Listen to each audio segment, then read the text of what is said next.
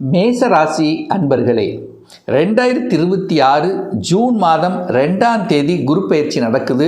அதாவது உங்கள் ராசிக்கு 3ஆம் இடமான மிதுனத்திலிருந்து வந்த குரு பகவான் இப்போ உங்கள் ராசிக்கு 4ஆம் இடம் என்று சொல்லக்கூடிய தனம், அதாவது 4ஆம் இடம் என்பது சுகஸ்தானத்தில் போய் குரு பகவான் உச்ச பலம் அடைகிறது.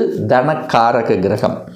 இந்த மேசராசி என்பவர்களுக்கு குரு பகவான் யார் அப்படின்னா 9க்குரியவன், பாக்கியத்தை தரக்கூடியவன், அதே சமயத்தில் 12க்குரியவன், விரயத்தை கொடுக்கக்கூடியவன் குரு பகவான் இப்போ உச்ச பலம் அடையுது.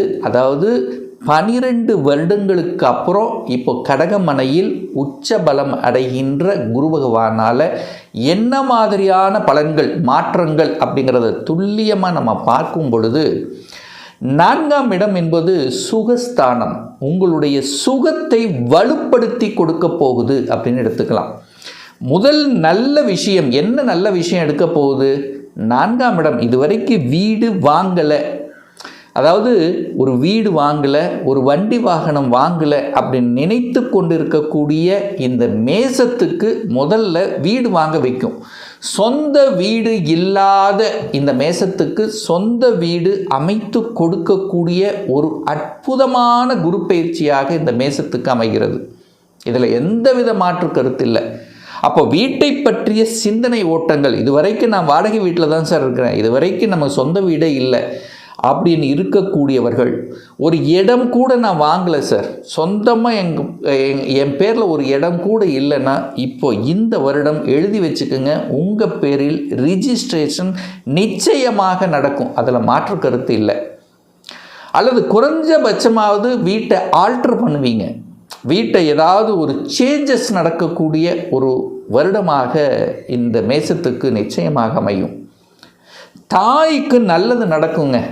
தாய்க்கு ஹெல்த்தில் பிரச்சனை இருந்தது, தாயில் உடல்நலத்தில் ஒரு கோளாறு இருந்தது, தாய் வர்க்கம் ரீதியில் பிரச்சனை அல்லது தாய் சொத்துக்கள் ரீதியில் ஒரு பிரச்சனை இருந்தது, இது எல்லாமே சரி செய்யக்கூடிய ஒரு வருடம்.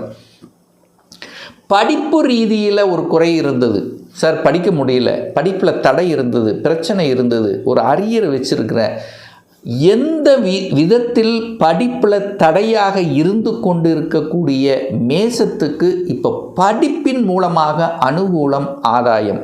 ஒரு பிஜி கோர்ஸ் படிக்க முடியல சார், 2 வருஷமாக நான் திங்க் பண்ணிகிட்டு இருக்கேன், படிக்கணும்னு ஆசை இருக்குது, முடியல அப்படின்னு இருக்கக்கூடியவர்கள் எல்லாமே சரி, படிப்பு சூப்பராக இருக்க போகுது அப்படிங்கிறத ஸ்ட்ராங்காக எடுத்துக்கலாம். உயர்கல்வி படிப்பதற்குண்டான அத்தனை அம்சங்களும் இந்த காலகட்டம் உண்டு. அதுவும் வெளிநாட்டில் போய் படிக்கணும்னு ஆசை இருக்கிறவங்களுக்கு 100% சக்ஸஸ். வெளிநாடு, வெளி மாநிலத்தில் போய் படிக்கக்கூடிய அமைப்பு இந்த குரு பயிற்சிக்கு அப்புறம் மேசத்துக்கு சிறப்பு பெறுகிறது. அப்போ படிப்பு சார்ந்த விஷயங்கள் நன்மை, முடித்த உடனே பிளேஸ்மெண்ட் ஆகக்கூடிய வாய்ப்புகள், இதெல்லாமே சூப்பராக இருக்கக்கூடிய ஒரு அற்புதமான ஒரு வருடம். பொருளாதாரத்தில் ஒரு குறை இருந்தது பாருங்க, ஏதோ ஒன்று செலவாயிட்டே இருக்குது, அந்த குறைகளை நிவர்த்தி செய்யக்கூடிய ஒரு வருடம். ஏன்னா பாக்யாதிபதி அல்லவா, குருங்கிறது தனக்காரக கிரகம் அல்லவா, தனக்காரக கிரகம் உச்சபலம் அடையுது, வலிமை பெறுது. எங்கே பார்க்குறார்? நேர 10ஆம் இடத்தை பார்க்குறார். இப்போ தொழிலில் வருமானத்தை கொடுக்கக்கூடிய அமைப்புகள் இந்த காலகட்டம் சூப்பராக உண்டு. அதுவும் குரு பகவான் பார்த்தீங்கன்னா முதல்ல தன்னுடைய சொந்த நட்சத்திரத்தில் ட்ராவல் பண்ண போகிறார். இதுதான் ப்ளஸ் பாயிண்ட். தன்னுடைய சொந்த நட்சத்திரத்தில் அமர்ந்து, புனர்பூச நட்சத்திரத்தில் அமர்ந்து, இந்த ஜூன் மாதம் 2ஆம் தேதியில் இருந்து பார்த்தீங்கன்னா சொந்த நட்சத்திரத்தில் அதுவும் உச்சமாக அமர்ந்து பலனை கொடுக்க போகக்கூடிய காலகட்டங்கள் பார்த்திங்கன்னா ஒரு சாதிக்கக்கூடிய ஒரு காலகட்டமாக இருக்கும். சார் நிறைய தடை இருந்தது சார், நிறைய பிரச்சனை இருந்தது, போன வருஷம் நடக்கும்னு நினச்சிட்டு இருந்த சில விஷயங்கள் நடக்கலைன்னா இந்த வருஷம் நடக்கப் போகிறது. உங்கள் ஆசைகளை நிறைவேற்றக்கூடிய ஒரு வருடமாக இந்த குரு பயிற்சி அமைய போகுது. அப்போது உங்கள் ஆசைகள் உங்கள் மனதில் எதையெல்லாம் நடக்கலை அப்படின்னு நினச்சிட்டு இருந்தீங்களோ அது எல்லாமே நடக்கும். சார் எனக்கு ஒரு நல்ல தூக்கமே வரல சார், எதையோ நினச்சி கன்ஃபியூஷன் ஆகிட்டே இருந்தேன், ஆசைகள் நிறைவேறல, தூக்கமும் வரல, அலைச்சல் திருச்சல் இருந்தது. முதல்ல அது அத்தனையும் நிவர்த்தி ஆகுது. சுகத்தை கொடுக்கக்கூடிய அமைப்பு இருக்குது. அப்போ சுகங்களை அனுபவிக்கக்கூடிய ஒரு வருடமாக இந்த மேசத்துக்கு அமைய போகுது அப்படிங்கிறத நம்ம ஸ்ட்ராங்காக சொல்லலாம். சார் உங்களுக்கு பாக்யாதிபதி உச்சம், அப்போ பாக்யாதிபதி வலிமை பெறுது. அப்போ உங்களுக்கு ஒரு பாக்கியம் கிடைக்கணுமா இல்லையா? நிச்சயமாக பாக்கியம் கிடைக்கும். என்ன பாக்கியத்துக்காக கடந்த சில வருடங்களாக ஏங்கிக் கொண்டிருக்கிறீர்களோ அந்த பாக்கியம் கிடைக்கக்கூடிய அமைப்பு இருக்குது. சார் என்ன பாக்கியம்? குழந்தை பாக்கியம் இல்லை, கிடைச்சிடும். குழந்தைகளால் அனுகூலம் ஆதாயம் உண்டு.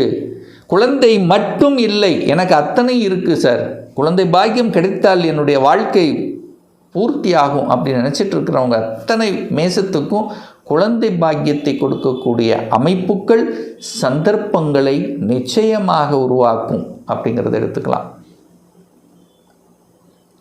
அந்த குரு பகவான் பார்த்தீங்கன்னா தான் இருக்கிற இடத்தை விட தன்னுடைய பார்க்கக்கூடிய இடங்கள் வலிமை பெறும். ஸோ அந்த வகையில் 5ஆம் பார்வையாக எங்கே பார்க்குறாருன்னா 8ஆம் இடத்தை பார்க்குறார், அட்டமஸ்தானத்தை பார்க்குறார். அப்போ அட்டமஸ்தானம்ங்கிறது வலி, வேதனை, துக்கம், துயரத்தை கொடுக்கக்கூடிய இடம் அல்லவா? அந்த இடத்தை பார்த்து அந்த இடத்தை புனிதமடைய செய்ய போகிறார்.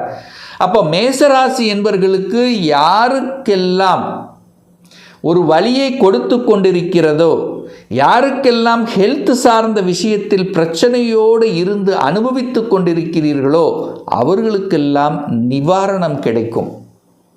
அப்போ ஹெல்த்தை சரி செய்யக்கூடிய சந்தர்ப்ப சூழ்நிலைகளை உருவாக்கும். ஹெல்த்தால் இருந்து வந்த பிரச்சனைகள் சரியாகும், கொஞ்சம் ஆக்டிவேஷன் கிடைக்கும். இதுவரைக்கும் ஒரு நல்ல டாக்டர் உங்களுக்கு கிடைக்கலன்னா கூட இப்போ கிடைக்க பெறுவார்கள். அடுத்து பார்த்திங்கன்னா 8ஆம் இடம் என்பது இந்த வலியோட, அந்த கோர்ட் கேஸ், ஏதோ ஒரு பிரச்சனையோடு ஒரு 2 வருஷமாக இருக்குது, ஒரு சொல்யூஷன் கிடைக்கல அப்படின்னு இருக்கக்கூடிய மேசத்துக்கு இப்போ சொல்யூஷன் கிடைக்கும்.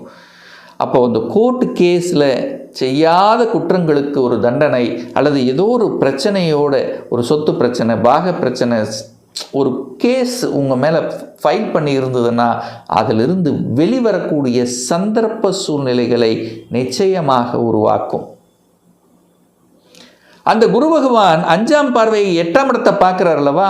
அப்போது நிறைய இந்த மேசராசி என்பவர்கள் தன்னுடைய சொந்த ஊரை விட்டு வெளியே நகரக்கூடிய பாக்கியத்தை கொடுக்கும். ஒரு வேலை விஷயமாக செய்யலாம், அல்லது தொழில் விஷயமாக இருக்கலாம், எந்த விஷயமாக இருந்தாலும் நீங்கள் உங்கள் ஊரை விட்டு வெளியே சென்று சம்பாதிக்கக்கூடிய சூழ்நிலைகளை நிச்சயமாக உருவாக்கும். அதை கெட்டியாக பிடித்து கொள்வது சிறப்பு. ஏன்னா நிறைய மேசராசி என்பவர்கள் உங்கள் ஆழ் மனதில் ஆசைகளை வளர்த்தி கொண்டு இருந்திருப்பீர்கள். நான் வெளிநாட்டுக்கு போகணும், வெளியூரில் போய் பிழைக்கணும், வெளியூரில் போய் சம்பாதிக்கணும் அப்படின்னு இருக்கக்கூடியவர்களுக்கெல்லாம் இது சாதகமான காலகட்டம். அப்போ வெளியில் போய் படிக்கணும், அதாவது ஒரு பிஜி படிக்கணும், ஒரு யூஜி படிக்கணும், ஒரு கவர்மெண்ட் இன்ஸ்டிடியூஷனில் படிக்கணும், ஒரு ஐஐடியில் போய் படிக்கணும், என்ஐடியில் போய் படிக்கணும். ஸோ இந்த மாதிரி ஒரு ஆசை கனவுகள் வைத்து கொண்டிருப்பீர்கள் அல்லவா? அந்த ஆசைகளை எல்லாம் நிறைவேற்றக்கூடிய ஒரு வருடமாக உங்களுக்கு நிச்சயமாக அமையும்.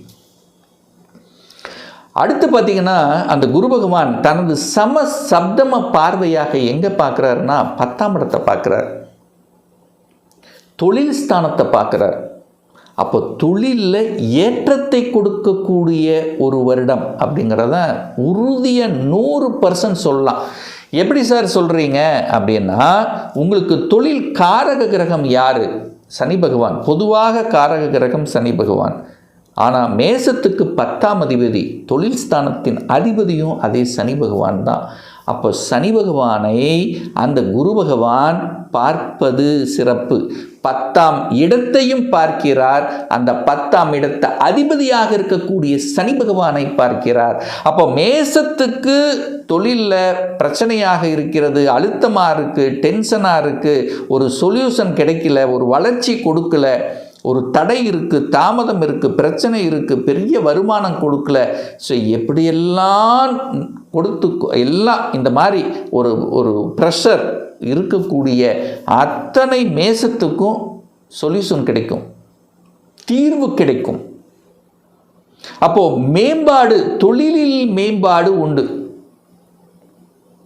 வேலையில் ஒரு மேம்பாடு உண்டு, வேலை மாற்றம் நிச்சயமாக உண்டு. அந்த மாற்றத்தை ஏற்றுக்கொள்வது புத்திசாலித்தனம். அப்போ ப்ரமோஷன் கிடைக்கல என்று இருக்கக்கூடியவர்களுக்கெல்லாம் ப்ரமோஷன் கிடைக்கும். ஏன்னா 10ஆம் இடத்தை பார்க்குறாரா, குருங்கிறது தனக்காரகன்லவா, தனத்தை கொடுக்கக்கூடிய அந்த குரு பகவான் 10ஆம் இடத்தை பார்க்குறார். அப்போ 10ஆம் இடத்தின் வாயிலாக பொருளாதார உயர்வுங்கிறது நிச்சயமாக உண்டு. அப்போ வேலையில் ப்ரமோஷன் எதிர்பார்க்கலாம், இடமாற்றம் கொடுக்கலாம், அல்லது படித்த படிப்புக்குண்டான வேலை இல்லாதவர்களுக்கெல்லாம் இப்போ படித்தக்குண்டான வேலை கிடைக்கும். ஸோ இப்படி நல்ல விதமான செய்திகள் உங்கள் காதுக்கு வரக்கூடிய ஒரு ஆண்டாக அமரப்போகிறது. கௌரவம், பட்டம், பதவி, புகழ் நிச்சயமாக எதிர்பார்க்கலாம். 12ஆம் இடம் தூக்கம், தூக்கத்தை தொலைத்து விட்டு இருக்கக்கூடிய மேசத்துக்கெல்லாம் இப்போ கொஞ்சம் தூக்கம் வரும்.